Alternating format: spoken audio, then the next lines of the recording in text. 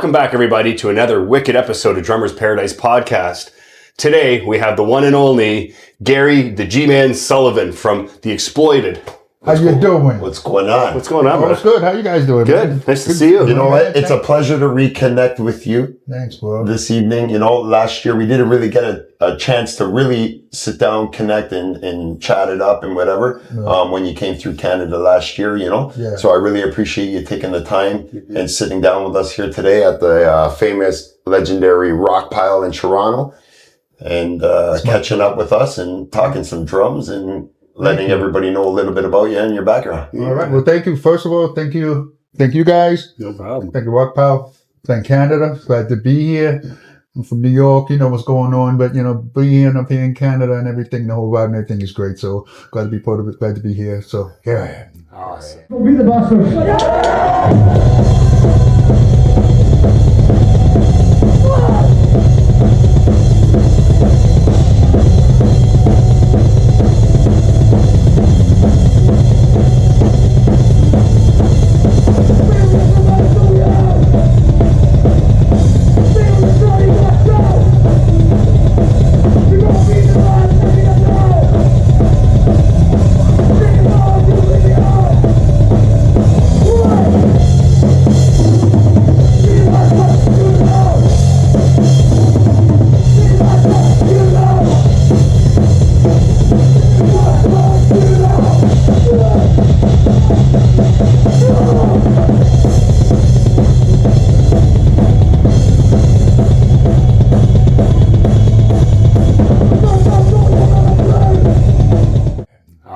Awesome. So let's break it down a little bit. How did you get into drums? How old were you and what inspired you? Well, it's funny. It's kind of cliche. Well, my parents always had the best record collection, you know, playing R&B, soul, and, you know, Motown, stuff like that. Let me guess. I gotta just say right now. Tell me you had Tower of Power in that album. Oh, man. Definitely. And that drum track, Squid Cakes, one of the most tasteful drum intros of all time. Of all time. Still working on it. Garibaldi. Awesome. And a lot of other stuff. But I would say visually, I would watch, there was an Animal from the Muppet Show. Mm-hmm. Number one. Of course, that little break. You know what I'm saying? And then after that, a lot of, I would stay up late and watch the Johnny Carson show. Okay. And then I saw Buddy Rich, and then you had Ed Shaughnessy, and a bunch of other drummers that come through. So, and I always had this type of freak out moment every time I heard the drums. Yeah. And then I just kept going from there. And then luckily, my mother's best friends, to tell you the truth, I was inspired by a woman. Okay. It's my mother's best friend's daughter. She got this new pristine white Ludwig kit. Yeah. And I would always go over to the house and tap around on the kit. I can kind of hold the beat for maybe a bar or so. Yeah. So I knew I had something. Then just kept at it. And then my parents put me in a music program in the Bronx and public school. And I just took it from there, you know. Yeah, that's amazing. So like you just said, just so everybody knows, you're coming in from New York. New York City, born and raised in the Bronx in New York City. Mm-hmm. But now I live in Hamburg, Germany. Okay. You know. Well, if that's the case, for tonight. Oh, St. Pauli, baby. Right. There you He knows go. it. He knows it. Just because you said that, I thought I'd do something different on the show. But yeah, representing the Reeperbahn, St. Pauli. And I'll tell you a funny story. I live 2 blocks from the Reeperbahn. You know, I live in Hamburg in the center of the Reeperbahn, the Kiez. Yep. And my wife, she's German, from Hamburg, and I live right 2 blocks from the Reeperbahn. You know, right in the middle of the whole, wow. You know, middle of the whole Scheisse. That was the All-Star Bar. Is that still there? I don't think so. No. Not that I know of, but yeah. That's where the Beatles, believe it or not. Oh, yeah. Well, they have the Intro Bar. You know, the All-Stars going there. The Intro Bar, I think it was the Star Club, and but they still have this famous music store in Hamburg where the Beatles used to shop, and a lot of old bands would come through Hamburg. Would go. This is a very historic place, and it's a really cool place. So Hamburg's a really cool city, you know. But back to New York.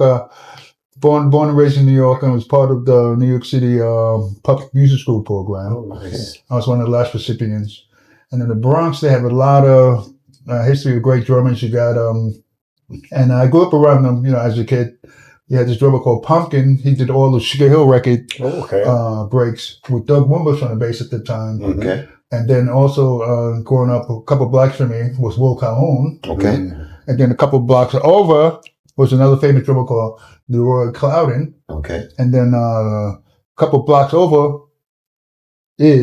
was Steve Jordan. Oh, wow. Wow. Look at What this. a great, eh? So I come from a rich reservoir of drummers from the Bronx. All Of around. course. Because people hear you from New York, they just think you're from New York, but then you got Queens, you got Brooklyn, Staten Island, Yeah, you got tons of Manhattan. But the Bronx, it was just something in the water. A lot of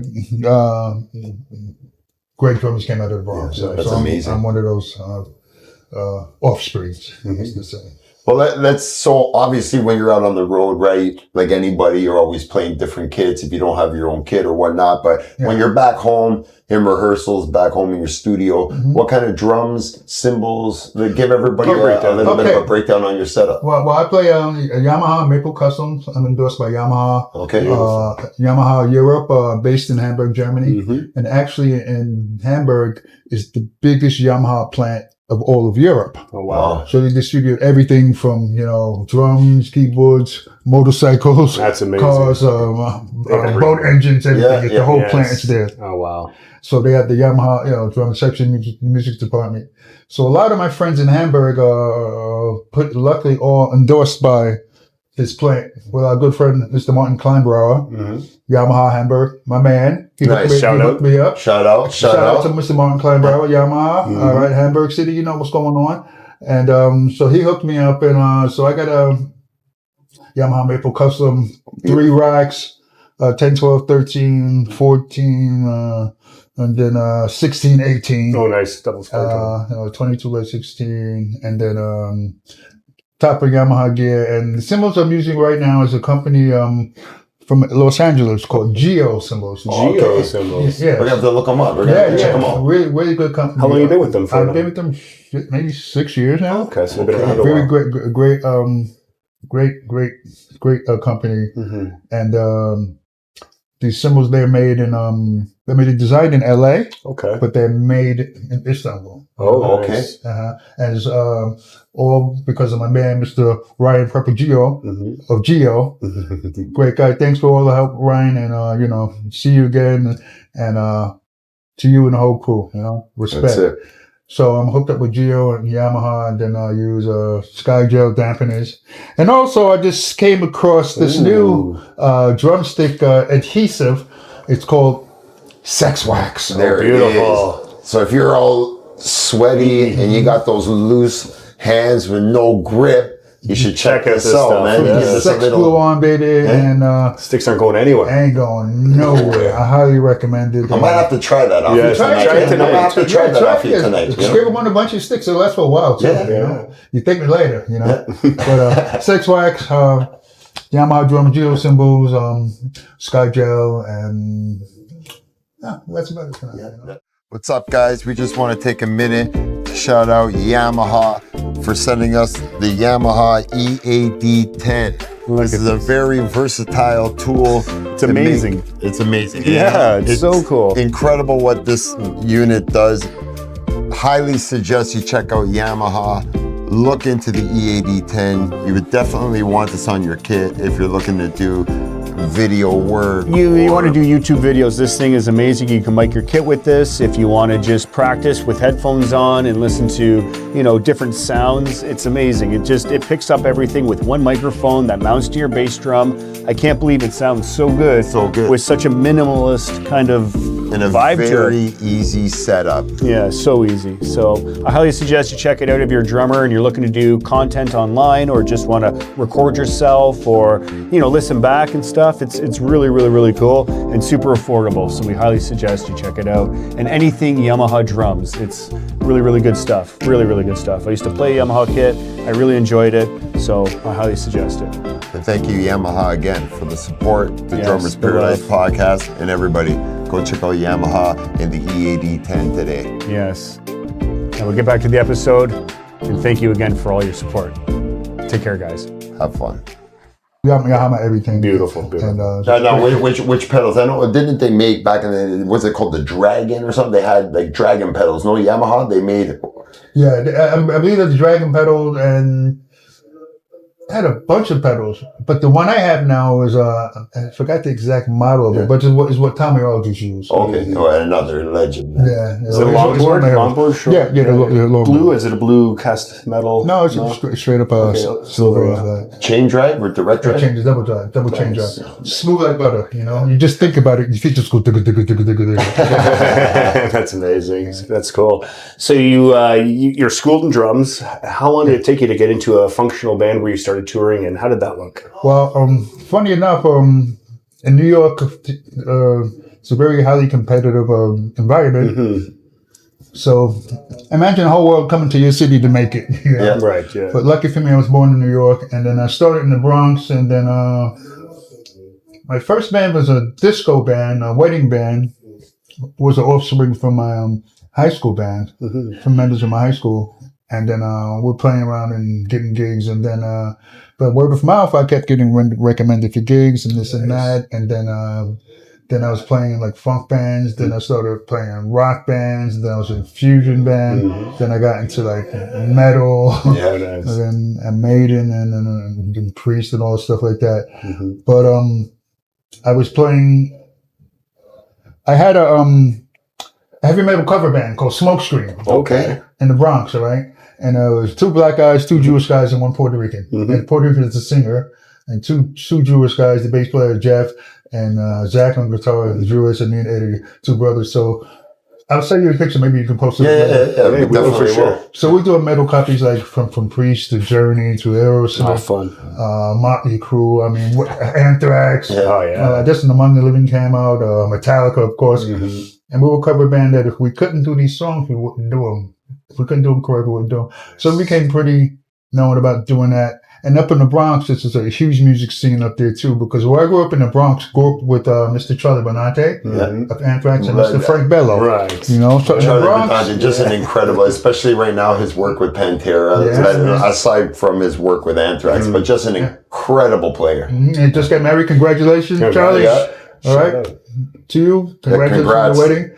And so I grew up around Benante, Charlie, Will Calhoun. So this is all up in the Bronx too. Yeah. You know, so we're having a little nest up there. And then after playing a bunch of metal copy bands, it did everything I wanted to do uptown to the Bronx. So I said, okay, time to head down to the city of Manhattan. So then I moved down to the city eventually, just jumped into the scene, picked up the Village Voice, was like a famous New York City downtown magazine where you can see who's auditioning bands. I auditioned with a lot of bands and got gigs. So my whole career started from word of mouth. And I was playing in pretty known underground, known bands in Greenwich Village on the Lower East Side. And then one day I got a call, and I was also a street musician, so we're out playing on the streets of Manhattan all over, making, you'd be surprised how much money you can make in the streets. We make like $150 just for me and my cut, 3 other band members, all in chains, subway tokens or whatsoever. So we're cleaning up. So then one day we were playing on the street, and then, this is a really funny story. So we're playing on the street, and then a friend of mine, I met him, and then he introduced me to another person. Then he introduced me to a guy called Oscar Brown, who was friends with Carmine Rojas, and who was with Bowie, and a bunch of New York City downtown cats. So I'm playing around and jamming around with them, hanging around, and it took me under the wing. And then one day, I saw an ex-girlfriend of mine on the street, and she was with a boyfriend, an old good friend of mine too. God rest his soul, Robbie. And what happened was, she says, "Garry, where were you? Where were you?" I was like, "We were looking for your number. We couldn't find you." I was like, what happened? They said, "Well, the B-52s were looking for you to audition." And I was like this, "Really?" I would give my number. She said, "Oh, too late. They already got a drummer. They're already out on the road. Nobody out on the road already." I was like, "Damn." How she goes, eh? Just like that. And I said, "My life is over, man. I'll never be able to get over this." And like for 2 weeks, I'm just slumping around, and then I just couldn't get over it. And sure enough, she got my number. And sure enough, 2 weeks later, I get a call from her and be like, "Look, the B-52s need a drummer." I said, "I thought they had a drummer." They said, "But the drummer they had, he fell off his bike and broke his collarbone." Oh, snap. And they're in the middle of a tour already.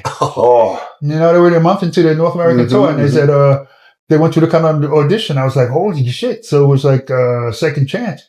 So called them and spoke with them and everything like that. And they sent me the live CD and they said, learn as many songs as you can. Yeah. And I pretty much learned the whole set. And the next day I was at SIO on 25th Street in Manhattan. Auditioning with them, and lo and behold, I got the gig. Amazing. Oh, Wow. that's such a cool story. Congratulations. So my That's first awesome. big break, Yes. by second chances with the B-52s. Yeah. And then in New York, just like, you ever see this movie called Hollywood Shuffle? It's like Robert Townsend. It's like a black comedy movie. And they had this one scene skit with this brother, and he was dressed up like a black bat. And he would always go, Batty, Batty, Batty, Batty, Batty, Batty. I know you know what I'm talking about. And then he says, and he's speaking very Shakespearean, all you need is one great movie role, and all is gravy. So that's how it was in the city. Once I got the B-52's gig break, my name was on the street, and it was all word of mouth. So pretty much my whole career was just word of mouth. Amazing. You know, I mean, and then next thing you know, I got the B-52's gig, and then I got called to play with Bernie Worrell, P-Funk Bomb, and Funkadelic. Then I moved on. I was jamming with a bunch of great local bands, and then I ended with T.M. Stevens. Okay. He used to play with Joe Cocker, Steve Vai, God rest his soul, T.M. And then from there, I just graduated with a lot of other people. And then eventually down the line, I got another call to audition for a band called the Cro-Mags. Oh, the Cro-Mags. In New York City, hardcore band. And I got that gig. So I was with the Cro-Mags for 25 years. Amazing. Wow, that's amazing. Such a great band, too. Yeah. And up until 3 years ago. And then after that, you know how business goes. People part ways. Things change. And then I moved to Germany. And, you know, me and my wife, we weren't married then, but I pretty much moved to Germany a bit, but go back and forth between New York and tour. So I was always across the ocean. Right. So then I was with the Cro-Mags for 25 years, no gold watch. And then next thing you know, and how the Exploited gig came about because the Cro-Mags were opening up for the Exploited World Tour. So it was Exploited and Cro-Mags opened up for Exploited East West Coast tour, 1 month tour. And this is how we became friends with the Exploited. Just how I met Waddy and the rest of the band. So we always kept in touch and contact. And then always like, you know, just genuinely just good buds and writing each other, texting each other, and always stay in touch.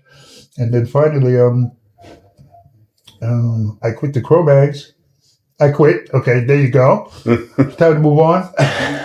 And, you know, and plus I was living in Germany anyway, so it was a lot of wear and tear and back and forth. And then it was the right time to go. You know. You served your time. Yeah, you know, so then finally, you know, I ended up getting married and then we settled down. So I was just settling in and said, okay, quit the Cro-Mags. I don't know what I'm going to do, but whatever. I'm just going to hang out.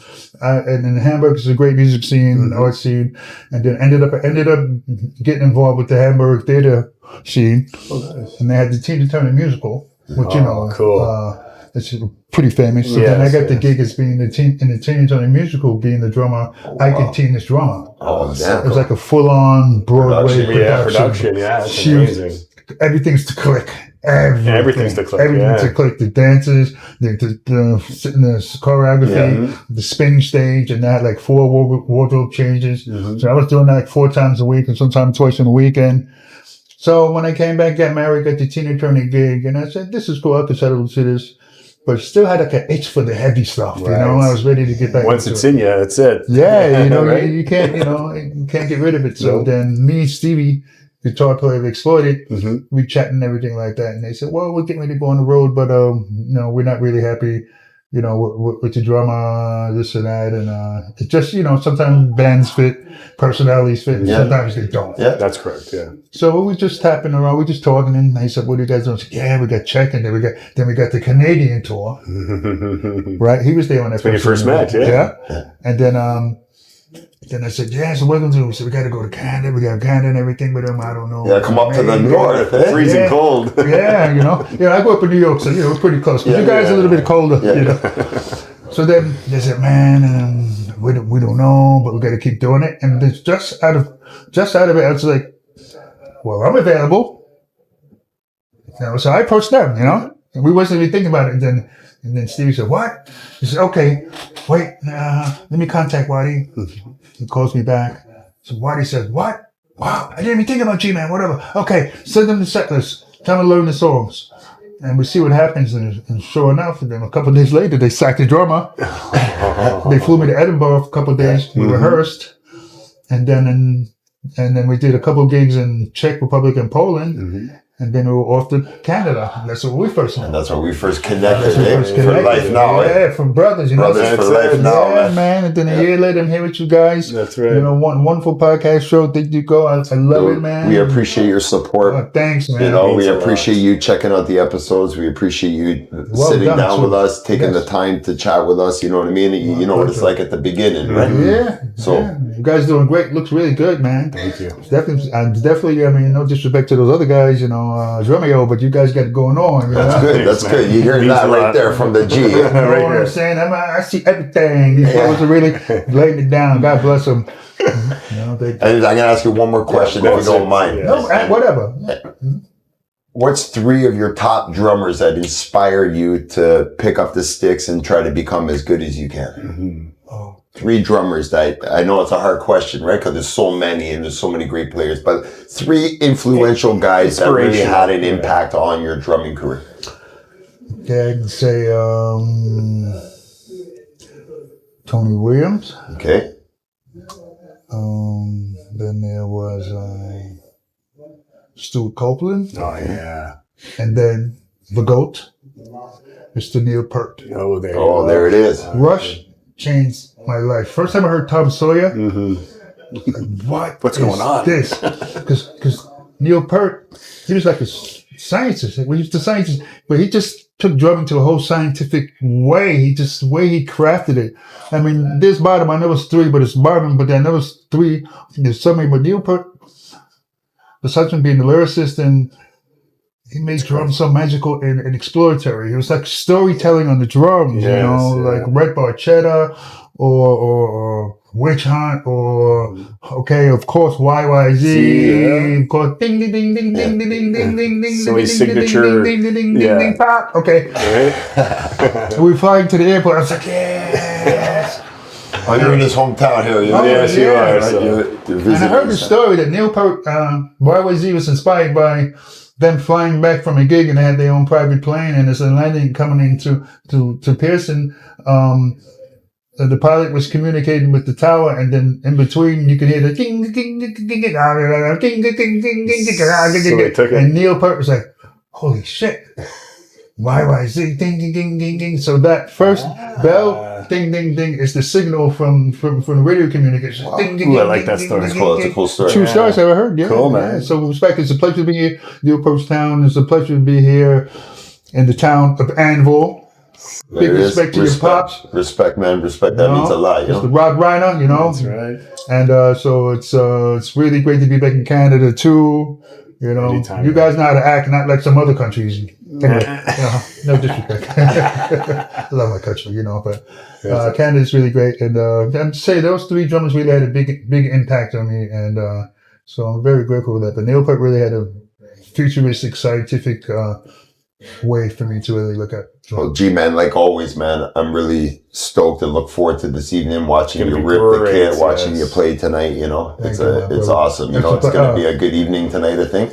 Thanks for having me. I know you played last night, right? And I saw the footage last night. Toronto showed up last night for you guys. for you sure. know, It was They will great. show up Yeah. again tonight. Great. and they're gonna Right, show yeah. up again tonight. And I know that. So And I'm playing his drums, Mr. Ryan's NATO drums, yeah, Great Natal red from the UK. awesome, Great. awesome Beautiful kid. And drums. They thanks sound for great. letting me Always. That's what we play do. a You little. know?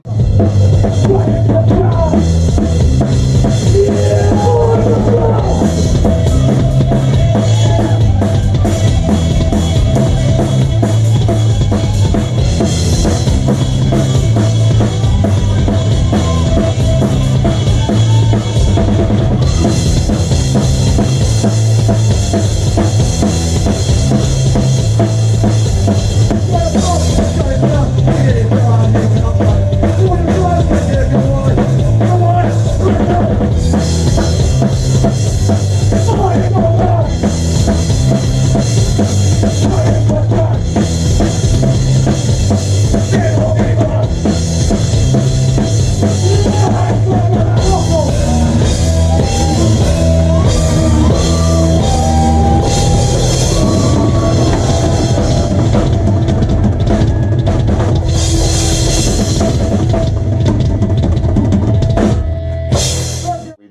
You help when people are cool and people have respect and people are nice. You help one another. Drummers help each more other. unity in the world. Yeah. That's and right. you know I got you. You know I got you. Absolutely. Anytime, And we're here for you, my know what man. I'm saying? Anytime you guys come to Germany, come to Hamburg, look me up. Perfect. Yeah. I So, appreciate it. Yeah, and vice versa. You know, all your friends, your drumming community, everyone you know. I'm gonna turn all my people to this. They're gonna be like, what is this? What's what? I'm like, yo, Thanks, check out my man. peeps. That means the world. 100%. I definitely will. Awesome. Definitely, especially Germany.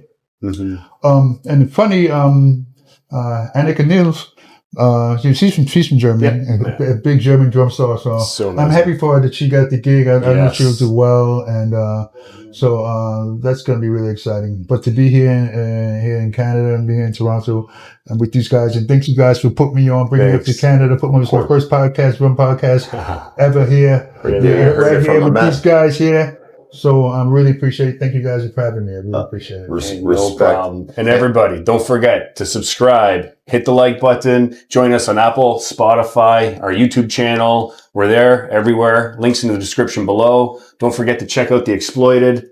G-Man right here, killing it on the drums. Remember, keep grooving. Have fun. And keep moving. And we'll see you next time. In paradise. Later. Later, guys.